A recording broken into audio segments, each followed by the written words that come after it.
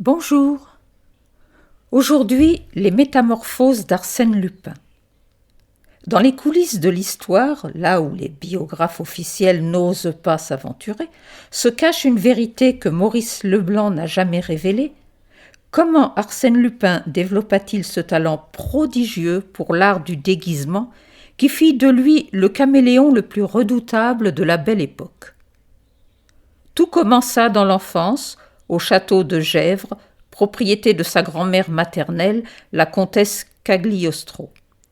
Cette femme extraordinaire, dont le nom seul évoque les mystères de l'Ancien Régime, avait conservé intact le théâtre privé du château, vestige d'une époque où l'aristocratie se divertissait en jouant la comédie. Le petit Arsène, âgé de 7 ans, découvrit un jour cette salle poussiéreuse au décor fané, et ce fut le coup de foudre. Mais ce ne furent pas les planches qui l'attirèrent d'abord, ce furent les loges. Dans ces recoins secrets, il découvrit des malles remplis de costumes, de perruques, de fausses barbes et de pots de maquillage desséchés. L'enfant passa des heures entières à se transformer, fasciné par cette magie qui lui permettait de devenir un autre. Sa grand-mère, ancienne actrice amateur qui avait connu les salons de Versailles, observait ces jeux avec une tendresse amusée.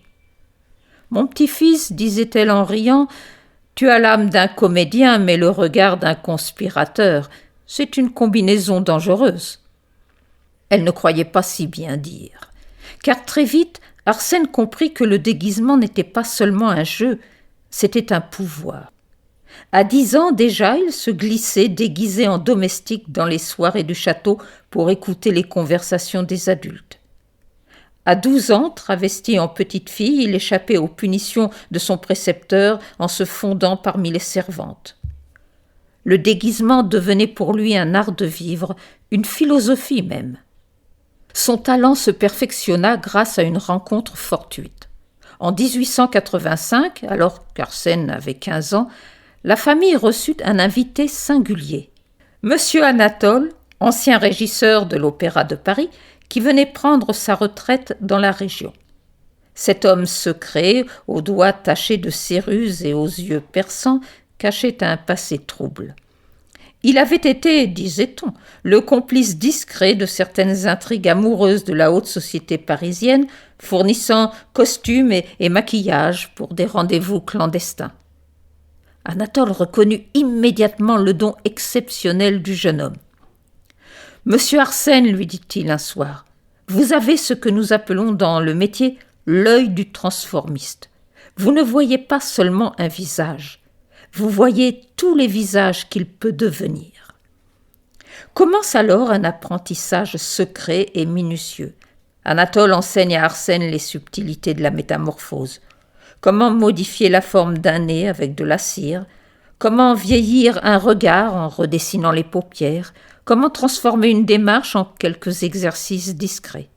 Mais surtout, il lui révèle le secret ultime. Un déguisement parfait ne trompe pas seulement les yeux, mon jeune ami, il trompe l'âme. Il faut devenir l'autre, penser comme lui, respirer comme lui. Cette leçon fondamentale explique pourquoi les déguisements de Lupin dépassent la simple imitation physique. Quand il se transforme en vieux bibliothécaire, il acquiert instantanément cette myopie particulière de celui qui a trop lu, cette façon de pencher la tête pour mieux entendre. Quand il devient ouvrier, ses mains se durcissent mystérieusement et sa voix prend cet accent faubourien qu'aucune école de théâtre ne saurait enseigner. Mais pourquoi cette passion pour la transformation ? La réponse se trouve dans la psychologie complexe d'Arsène Lupin. Fils illégitime d'un père inconnu, élevé entre une mère fantasque et une grand-mère excentrique, il grandit sans modèle masculin stable. Cette absence de référence paternelle le pousse à explorer toutes les identités possibles, comme s'il cherchait dans chaque déguisement le père qu'il n'a jamais eu. Le déguisement devient aussi sa réponse ironique aux conventions sociales.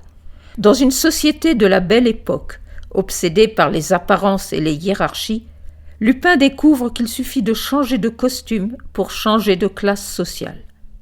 Cette révélation le remplit d'une jubilation sarcastique. Si l'identité n'est qu'une question de col blanc ou de blouse d'ouvrier, alors toute la société n'est qu'un vaste théâtre d'illusions. Son perfectionnisme dans l'art du déguisement s'explique aussi par son tempérament d'esthète. Lupin ne se contente jamais de l'à peu près.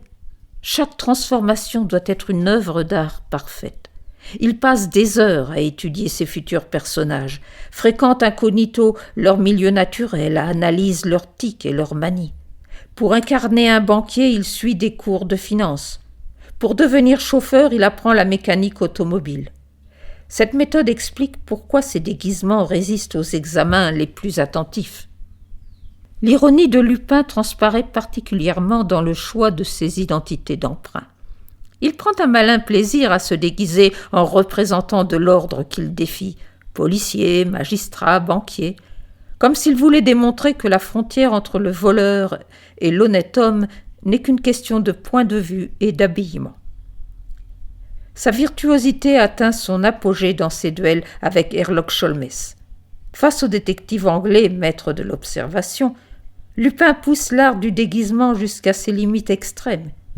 Il ne se contente plus de changer d'apparence, il modifie sa corpulence, sa taille apparente, sa démarche, jusqu'à devenir méconnaissable pour l'œil le plus exercé. Ses joutes constituent pour lui des défis artistiques autant que criminels. Mais le plus troublant dans cette maîtrise du déguisement, c'est qu'elle révèle une vérité profonde sur la nature même d'Arsène Lupin. Qui est-il vraiment, cet homme capable de devenir n'importe qui ? Cette question hante ses proches et parfois Lupin lui-même, car à force de se glisser dans d'autres peaux, ne risque-t-on pas de perdre sa propre identité ? Ces moments de doute surviennent généralement au petit matin quand il retire ses déguisements dans la solitude de ses refuges secrets. Face à son miroir, démaquillé, il cherche parfois son vrai visage derrière tout ce qu'il a porté. Ces instants de mélancolie expliquent peut-être pourquoi il finit toujours par révéler sa véritable identité à ceux qu'il aime, comme s'il avait besoin qu'on le reconnaisse enfin pour ce qu'il est vraiment. L'art du déguisement chez Arsène Lupin dépasse donc la simple technique criminelle. C'est une philosophie de l'existence, une manière poétique et ironique de naviguer dans une société figée par ses codes. C'est aussi, paradoxalement, une quête d'authenticité. En explorant toutes les identités possibles, Lupin cherche peut-être à découvrir sa véritable nature. Et c'est sans doute là que réside tout son charme, dans cette capacité à être tous les hommes tout en restant lui-même, unique et insaisissable, éternellement fidèle à sa nature de gentleman cambrioleur, épris de liberté et de beauté. Ainsi, derrière chaque déguisement de Lupin, se cache non seulement un maître de l'illusion, mais un philosophe facétieux qui nous rappelle que l'identité n'est peut-être, au fond, qu'une question de regard et de costume.